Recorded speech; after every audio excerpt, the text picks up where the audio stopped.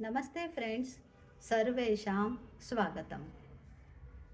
Today's shloka Paramayyo Mahattejah Paramayyo Mahattapah Paramayyo Mahadbrahma Paramam Yah Parayanam Paramam greatest Yah he is Mahat big Tejah light Tapah penance Brahma who knows Vedas Parayanam to pray or to get shelter.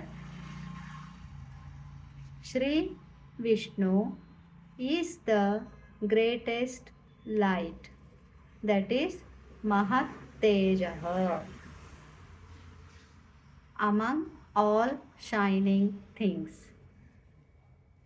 Paramam Yo Mahattapah, he is the greatest penance. Mahat Brahma, he is the greatest among who know Vedas.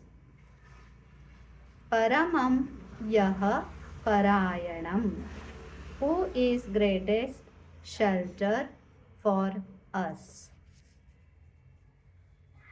Shri Vishnu ಅವನೇ ಹೊಳೆಯುವ ವಸ್ತುಗಳಲ್ಲಿ ಅತಿ ಹೆಚ್ಚು ಹೊಳಪುಳ್ಳವನು, ತಪಸ್ಸುಗಳಲ್ಲಿ ಶ್ರೇಷ್ಠನಾದವನು.